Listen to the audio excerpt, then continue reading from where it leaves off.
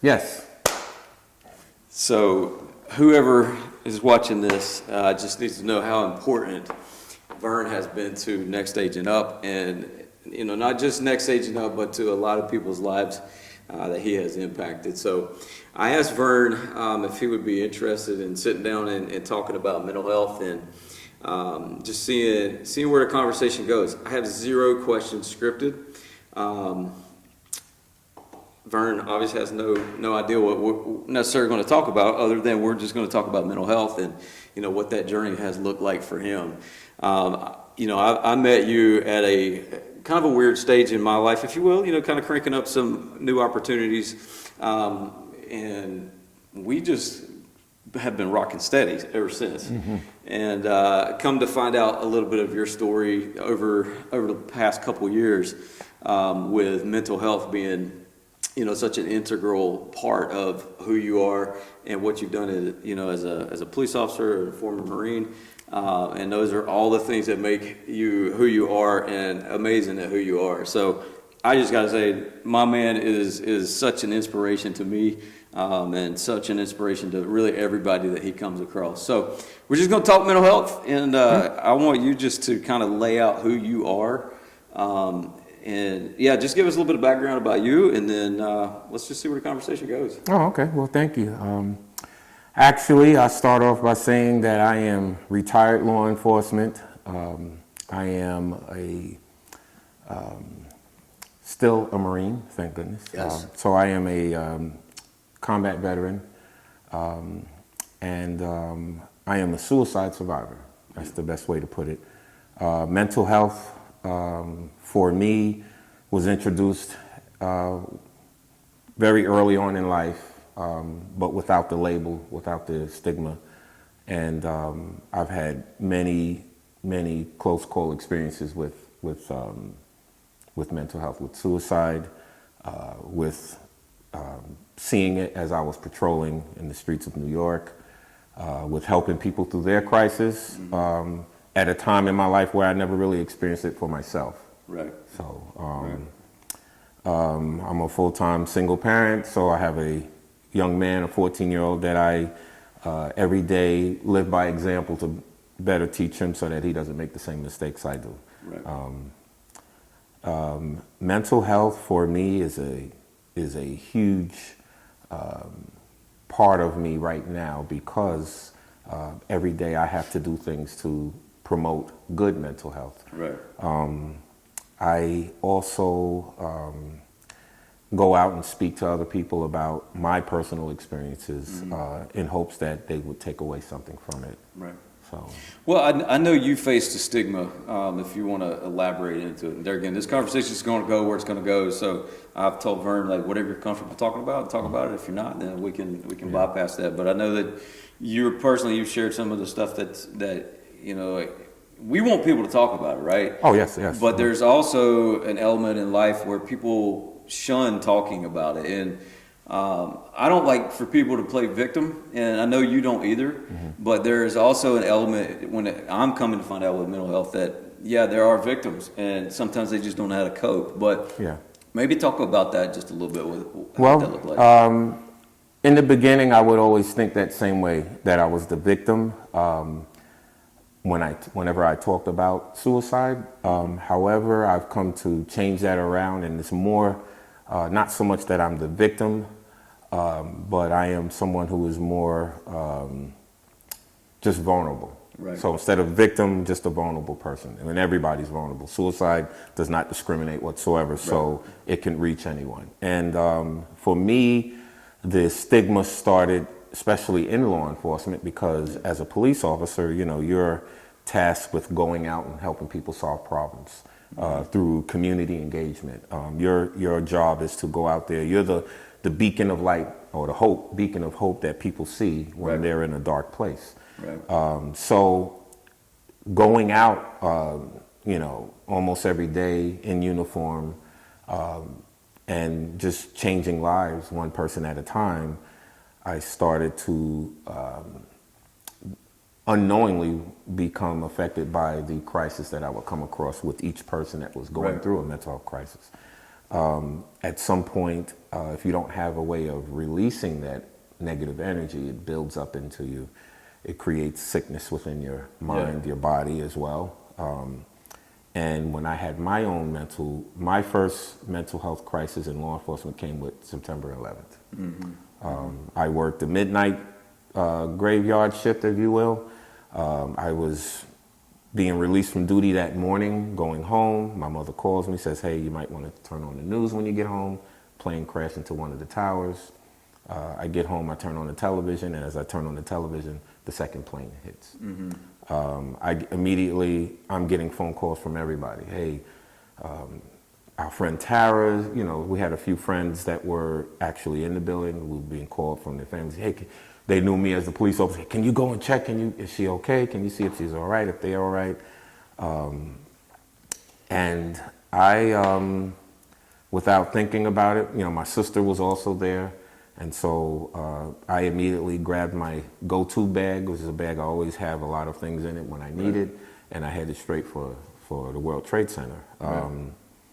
Upon arrival, just the whole scenario was overwhelming. Pits of fire everywhere, metal burning, smell the fumes. You could smell fumes from gas, from some of it was flesh fumes.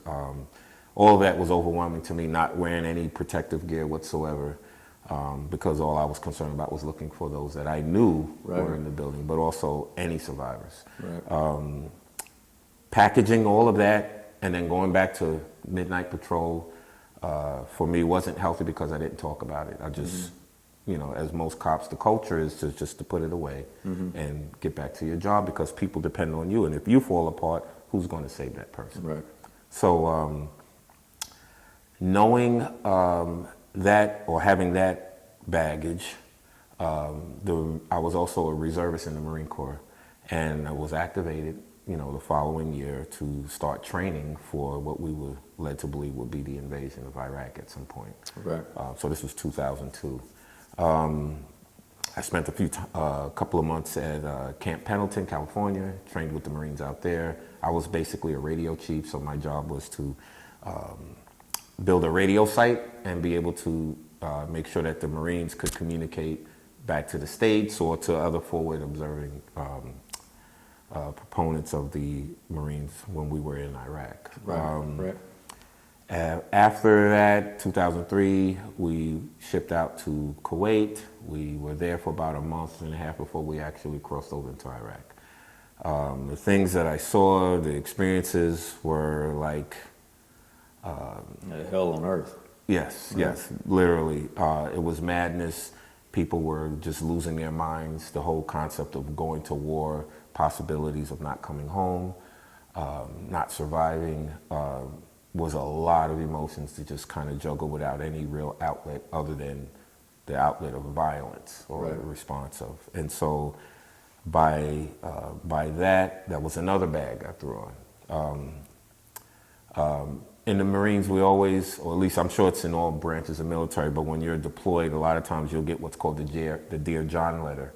And so at the time that I was dating someone, I received my Dear John letter, basically saying, I'm really not for this war, and how could you do this, and so forth. And so I'm breaking up with you, and so I had to deal with that, the breakup of someone that I trusted so much with my emotions. So that was another bag. So as you can see, I was just piling on bags over the years. Come back to NYPD after that deployment. Well, I was definitely not ready for work, but however, New York City Police Department had a program for any veteran returning back to service where you get a couple of months of refresher courses, you get time off, you spend a lot of time speaking to a therapist, and you kind of get reacclimated back to patrol or wherever your assignment was. And so I did that. Another bag that was added on was losing close friends on the job. Had 2 detectives that were killed the night I was coming back to work. So that took me right back to Iraq and the friends that I lost there. And then that bag was the one that broke everything eventually. Well, stating the obvious here, none of that is natural. None of this is normal. No. And how listen, I'm on a journey learning this stuff. I hope I never have to be in a situation where you have to talk anybody off the ledge. And I'm sure that you saw that way more than your average Joe by all senses. And like, what outlet do you cope with that with? And you know, it's hard for me because I've never been in a suicidal state of mind. But I'd have to think by the end of a day, either a Marine day or a police day, you start thinking and you start seeing very dark things, or you've seen a lot of dark things and you start thinking a lot of dark things. And like your coping mechanism with that, if you feel comfortable talking about it, where was your outlet? Oh, many outlets. One is music. I've been a DJ since the age of 15. My uncles DJ'd before me, so I was always involved in the hip hop culture from the very beginnings, the 70s. And whenever I had a hard time dealing with anything, what always helped me escape was to play music. And for me, I play emotionally. So if I feel good about a particular song, I play that song. Or if people feel good, that's how I read the response of the people in the room, is when I see they're enjoying the music, it takes me down a journey.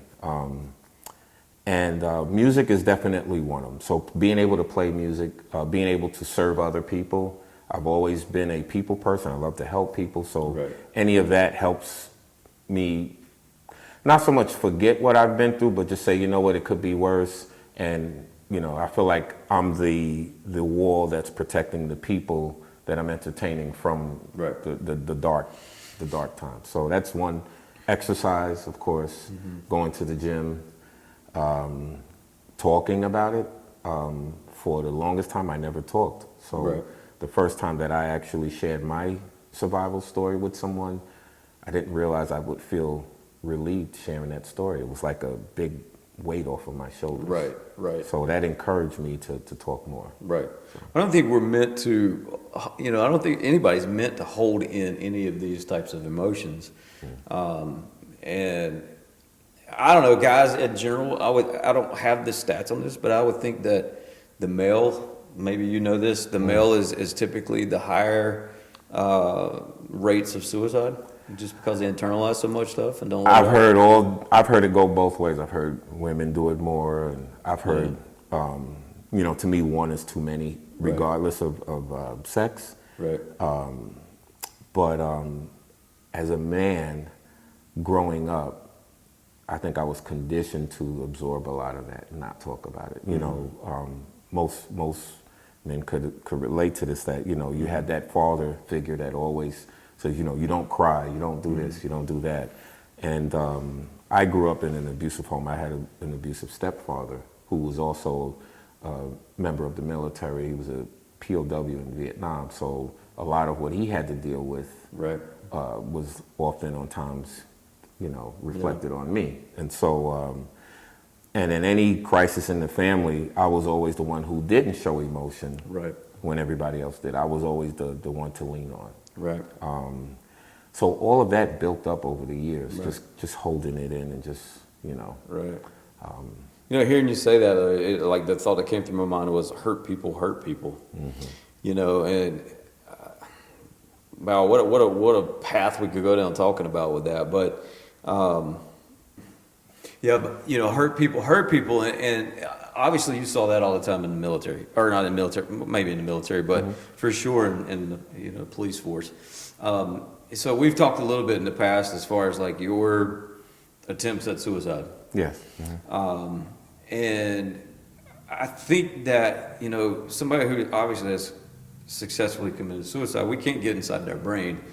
You're about as close as any moment that I've ever met somebody who has, lived through it. So the mindset that you are going through, and I think this is going to be important for everybody to, really key in.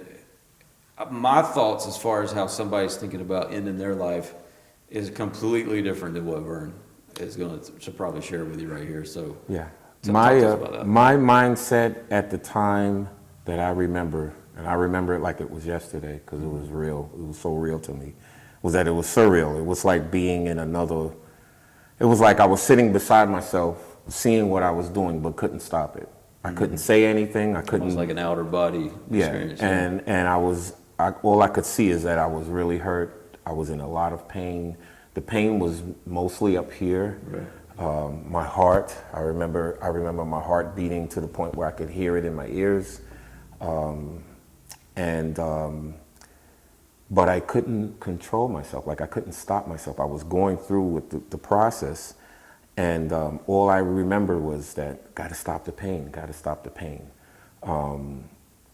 There was a tunnel, a dark tunnel, where I could see light at the other end, and that light at the other end represented peace and escape from the pain.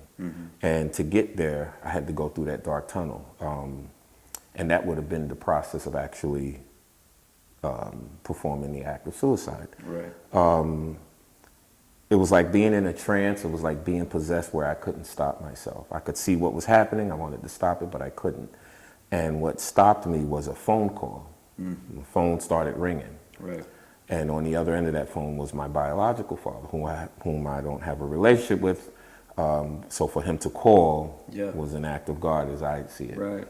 And that's what stopped me, was the fact that when he heard my voice, he immediately said, "You don't sound like you're yourself. Are you okay? Is everything okay?" And I said, "No, everything is not okay." Right. And he even asked me, "Are you thinking about hurting yourself?" And I said, "Yes." I said, "I am." I said, "I got to stop this pain." It was the type of pain that painkillers would do nothing. At the time, I was a pill abuser. Right. I just had a hip replacement. I was stressed about my career with the police force, because having a hip replacement, I didn't think I could go on after that. Right. My marriage fell apart. My mother just died of cancer. I didn't know how to be a single parent. Right, There was a lot of things I was juggling. And for some reason, the thought of suicide, it never entered my mind, but I found myself there. I don't know what led to actually saying, this is what I'm going to do. I just found myself all of a sudden there. Wow. So. Well, and whether, I mean, obviously he intentionally called it, he being your dad, intentionally called you, whether or not you guys had a relationship or not. Like, yes, that was definitely a God moment, hands down. But I think that tells us, how important it is to try to be in tune with your people and try to, just check on them every now and then, right? And listen, I'll be 100% transparent. I'm not near as good at this as what I should be. One thing that I always like to rag people on is not answering their phones. And let this be a lesson, guys. Like, calling somebody could change somebody's life. It could change somebody's complete family life at that. Text messages are text messages, right? They're kind of impersonal. Nothing better than, getting a human-to-human voice established. And you can hear it in somebody's voice if they're not all right. You can't hear that in a text message. That's right. So if we get anything out of this today, and I know we'll get a lot, but come on, let's try to use our phones like adults and make phone calls and talk to people. Obviously, a text message it has its place and purpose, but Vern talked to somebody, didn't get a text message, and he's here right now for it. Who knows if his dad didn't call at that time? Yeah, breaking the ice. Right, 100%. So, everything's not gloom and doom when we talk about mental health. I have found myself a little bit in a rut with being a little bit, what's the best word? I don't want to say sorry, but it's such a dark topic, right? But at the same time, there is a flip side to the dark side. Oh, absolutely. And there is a chance that we can help people. Yeah. Whether or not they know they're getting help, there is a absolute 100% chance that we can help somebody. And that's what I really love about partnering up with Mental Health of America and just trying to do what we can where we can. We may never ever know that we have affected somebody's life, but how great is it that you may have affected somebody's life in a positive manner? Yeah. Yeah.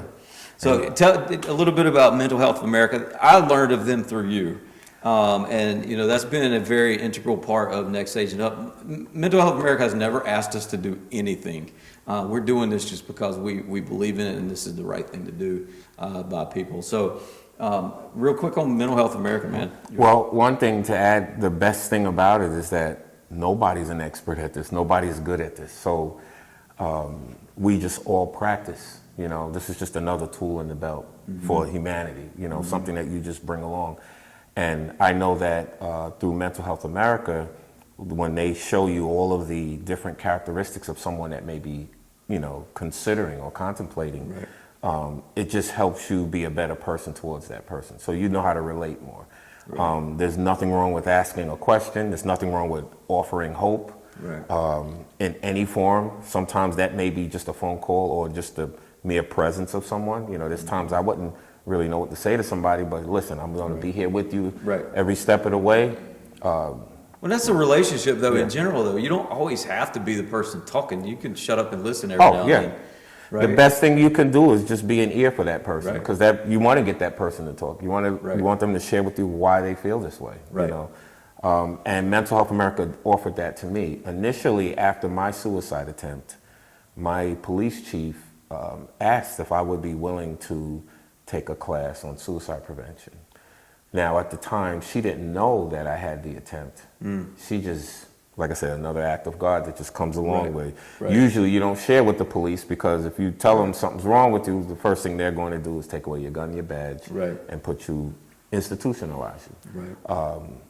Which is what happened to me in New York City, but didn't happen to me in Davidson.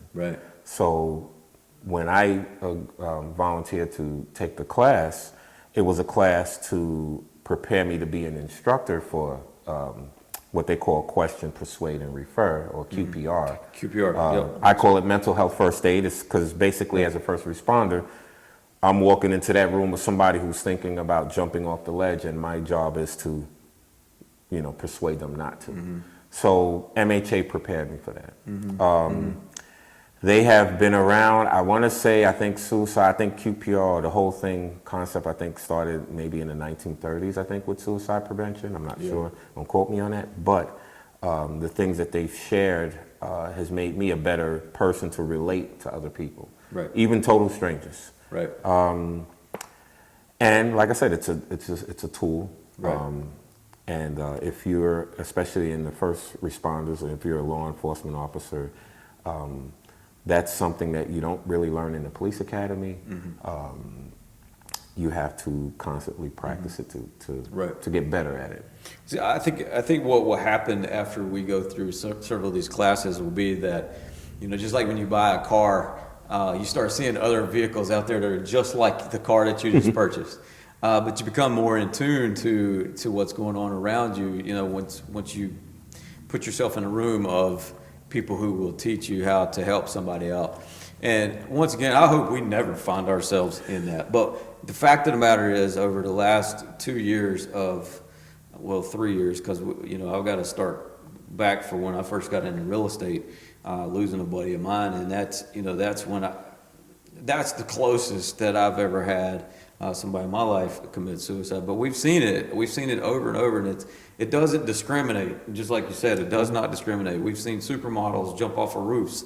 You know, just last week there was another Kelly Pickler's husband. You know, it just doesn't discriminate. And really, I think at the end of the day, it's like we got to find out what is truly like the source of our sorrow, and look at addressing that first and foremost, because you didn't, you know, you had some stuff that I know you didn't share, and I don't want you to do that, but you had a source of pain even before you got into the military, into the police department, and so many people find themselves in, you know, sources of pain that, what do you do with it, you know? So I think a community is something that everybody needs.